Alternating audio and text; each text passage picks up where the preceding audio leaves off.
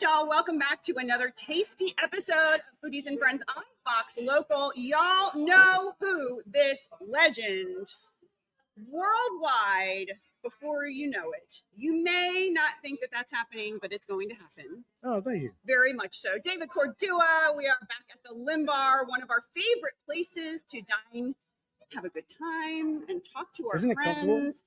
It's really comfortable. Yeah. And I'm going to tell you why it's comfortable, because your seating arrangements are a little bit different from other restaurants. I've noticed, whether that's intentional or not, you can get any kind of seating you want. You want a sofa, you want a love seat, you want to lay down. There's a room for that. That can be arranged. Just you have to book it in advance. Well, that's news to me. So that's, no, because the sofas. So we're going to talk about food, I promise you, but we're going to talk a little bit about some other things, drinks, cocktails, spring happenings, polo.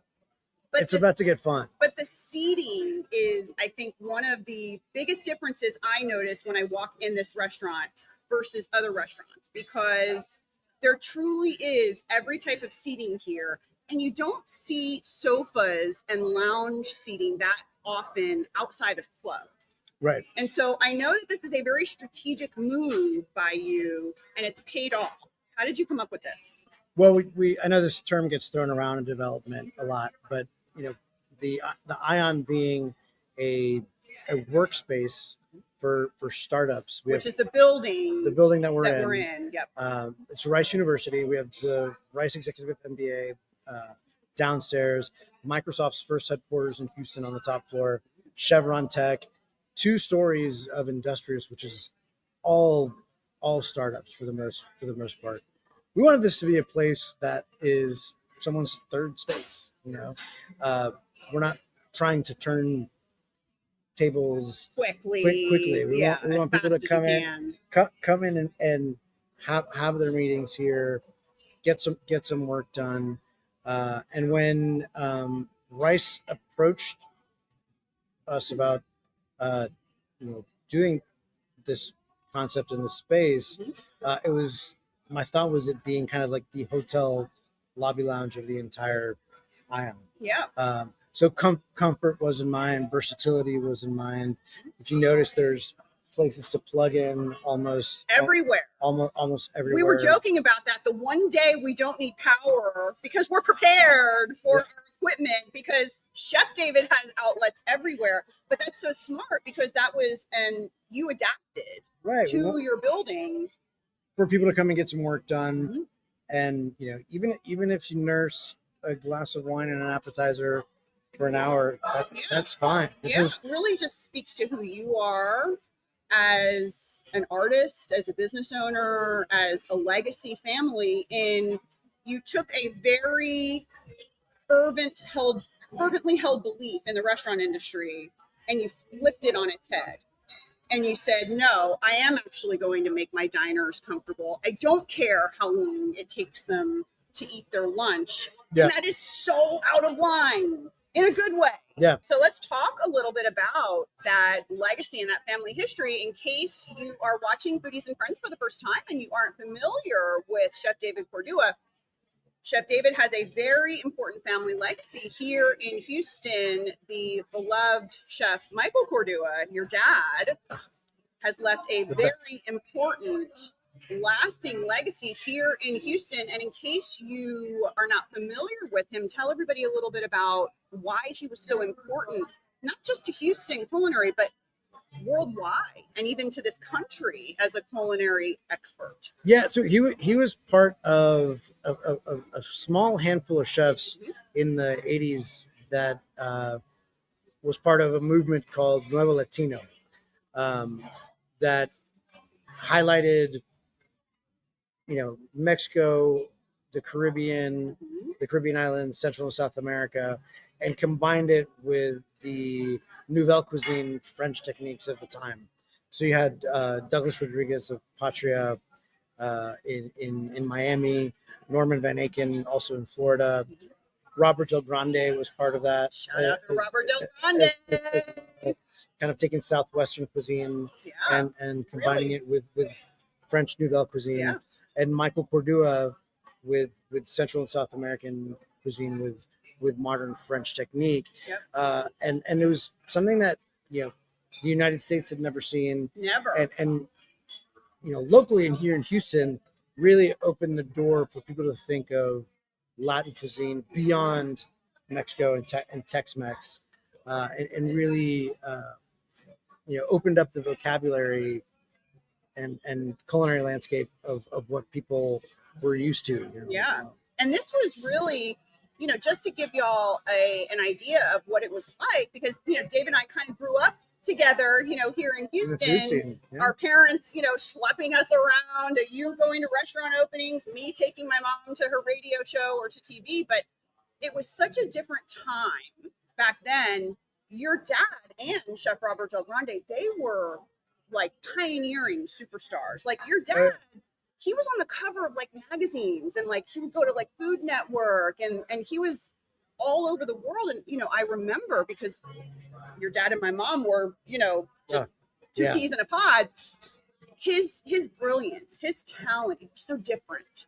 It wasn't, like you said, something that any of us, and he's a great guy also. He's a lot of fun. Yeah.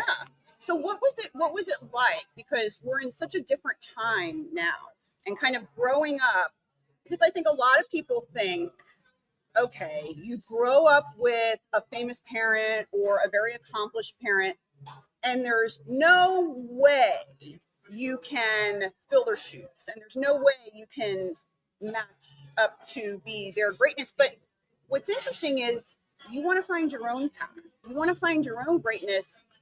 And if anyone is built for greatness, I would think that it's somebody like you. Oh, thanks, Kitty. Well, first of all, you want to do justice to what was, done before you, and hope to continue as much of the tradition so that it doesn't fizzle and fade out. Yeah. So we remind our diners and the staff of that heritage and that history. And I think when you walk in here, even if you don't know the history, you can kind of feel like, okay, there's a story here that you want to peel and find out. What I wanted to do at Lymbar, not necessarily carve my own individual path, but if Churrascos in Americas told our story from Nicaragua to Houston, I wanted to tell our story here in Houston locally, and pay tribute to our roots here in the city.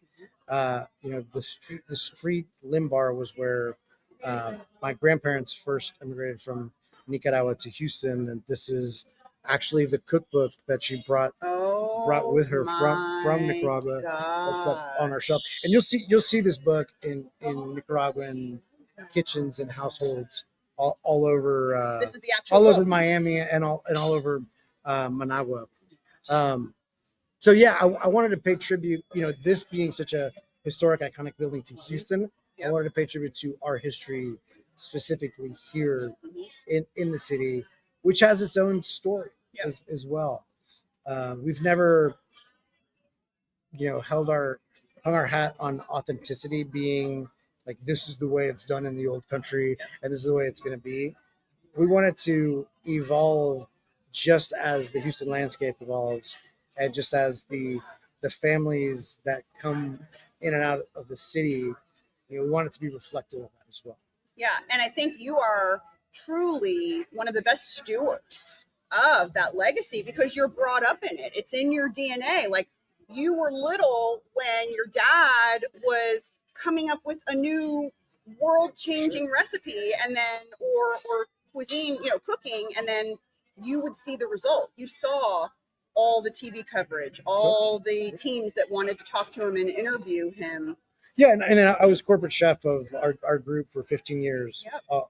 Also. So, we have a history of working together. But yeah, from a very young age, I was going on, we would call them pirating trips, where we go piratear and go dine out at like 15 restaurants in a weekend. And just, here in Houston? No. Anywhere. We'd go to New York, to go to Miami, to go to LA, to just absorb and take notes and get ideas, and come back and put it all out there. And that's where, this huge glossary of recipes that we have come from this, 30 plus years of fusing good ideas together. I think people forget that creativity happens when you combine two things that hadn't been combined together. Yep. And that's what AI is never going to do, by the way, All based on our conversation earlier. I want to talk about this book a little bit more. Are we able to open it up? Yeah, or of course. does it, because very I don't want to break it. It is fragile. Might have to. Oh, it's got pictures. Oh my goodness. Oh, Can you see that? Yeah. Here, Ladies like Jello, in the middle. Jello molds from the 50s. Oh my gosh. Look at that. I see ropa vieja, which is a traditional, Cuban, Puerto Rican dish. Roast beef a la inglesa. In the era of this book in the 1940s and 50s, luxury meant things that came from a can because it was like imported and fancy. Get those special green beans. Jamón glace a la duquesa. Jamón. Patito a la americana. It looks like a duck l'orange. Do you ever look in this book? Oh, absolutely. I love that. I mean, most of the inspiration that I get for new items is me, looking backwards.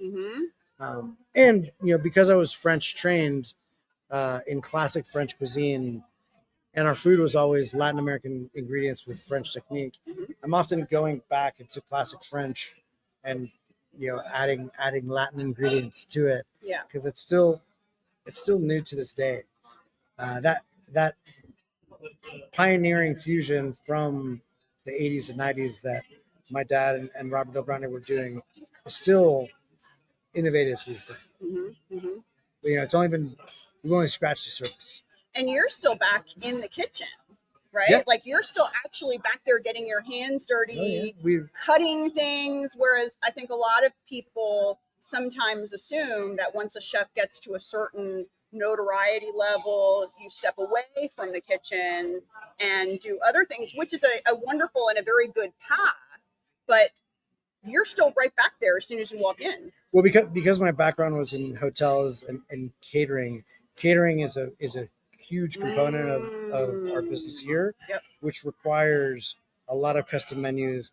We're the exclusive caterer at Alley Theater, and we do menus based on whatever play is showing there. Wow. So on any given week, we're doing new dishes based on whatever play is showing. So there's English is currently playing right flavored now. With so English is playing, which is a Persian play about people learning English in Iran. Yeah. So we did a 100% authentic Persian menu. Oh my god! For the grand opening.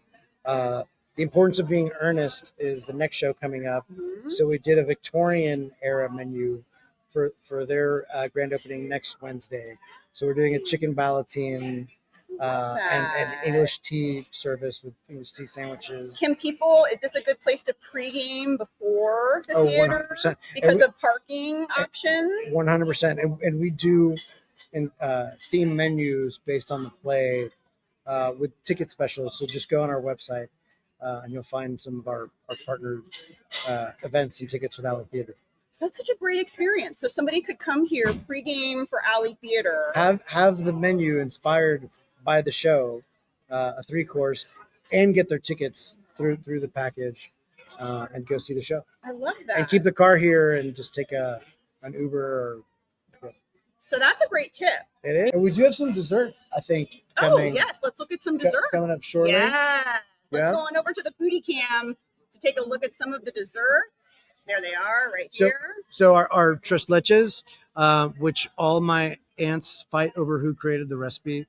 It's a vanilla sponge cake that is soaked with evaporated milk, condensed milk, heavy cream, with Mexican vanilla, and then an Italian meringue that ends up being kind of like a marshmallow fluff when it's all said and done. But what makes our tres leches distinct is that it's baked like a souffle. So it has all this air that suspends the milk in it. So it's not like a wet cake. And it's really on the grandma integrated. Plate. It's on our grandma plate. We call it the abuelita plate. We top it off with a toasted sesame crumble. Next you have a carryover from actually the Americas days, which is our tequila and rum bread pudding. That has a rum anglaise and some cherries from our old fashioned and some walnuts. A little bit of a nod to kind of Bourbon Street in New Orleans. I thought it was fitting for this time of year. We also have our alfajores, which are our Peruvian shortbread cookies Oh, with dulce de I leche think I really like these. and a very shortbread. I can't wait for you to try I this. love these cherry. I love this cherry juice that I'm seeing right here. Right? This is. I'm gonna go right for the juice. Get some of the creme anglaise. I mean, it's just like love. Oh my. That is goodness. comfort food, Oh my goodness. Oh my goodness. right? It's like liquid cherryness. And you really get the rum in that creme anglaise. But It is kind of a booze forward it's dessert. not too much rum. Yeah. I personally am not a Boozy desserts. Yeah. I'm not very rummy. I like a little bit of rum, but not when it overpowers, especially when you're putting good tasting cherry stuff and not fake stuff. That's the other thing. Sometimes the rum can overpower the goodness. Yeah, I can see what you mean. Like a bad pina colada or a daiquiri. Like a bad. Where have you had a bad pina colada or a bad daiquiri? Tell me. I'd like an all-inclusive something. All-inclusive on a boat somewhere. Yeah. Have you ever been on a cruise? Yeah. And like had the food on the cruise? Yeah, I was pleasantly surprised. Were you? That's what I was going to say. Were you looking forward to the food? Or I were you was dreading the food. Well, I mean, part of it is because you're trapped in this environment. Trapped. Like you're like You're on a cruise, the food- David. You're not like you're not free to you're go not being anywhere. forced to go on the boat on. But I'm saying food becomes very important, Yeah. and like the things that you look forward to the most. What were you surprised about? Because like from a chef's perspective, you have to appreciate, and catering, you have to appreciate how hard that is to do. I was impressed. I went on a Carnival cruise with my wife's family. There was about 18 of us. Yep. Oh, that's a good idea. And it was a great idea. Yeah. And I was pleasantly surprised by the quality of the food at that scale. Feeding that many people all at the once. same time. Watching the kitchen operation, I went back in the kitchen, obviously. That's what I was wondering if you were like fascinated by that. It was amazing. It was a beautiful thing to watch. Really? And I've worked in some huge hotels, nothing like the scale. I wonder if they learned from like the Chick-fil-A, because like you always hear how good they are and coordinated service. It's machinery on a different level, but it's also a sheer number of bodies. Yeah. Tight space. Actually, not as tight as you think. Oh. I thought it was going to be claustrophobic in the kitchens. Not at all.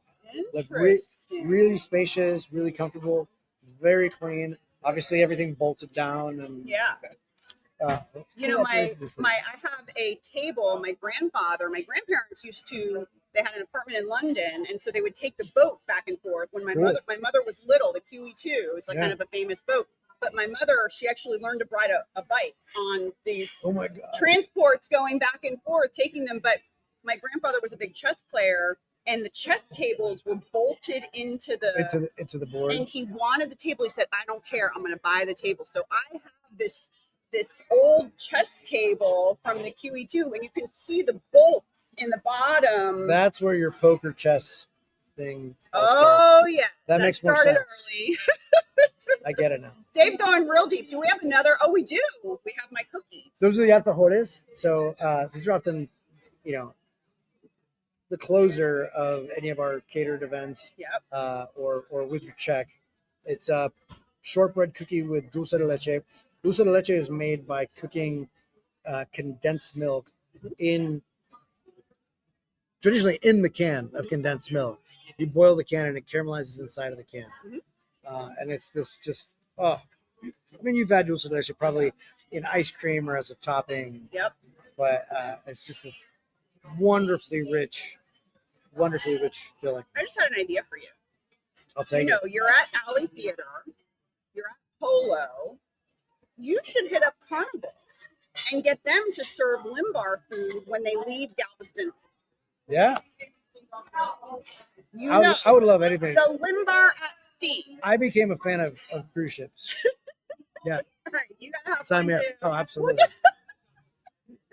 It's, This happens at Fox but too. you got to do the whole thing in your mouth. If y'all watch Fox 26 in the mornings or in the evenings when we do food segments, afterwards, what you don't see is the producers and the engineers, they run to us because they see this stuff. Oh, I see the team strategically located. They know where to stand. Oh yeah.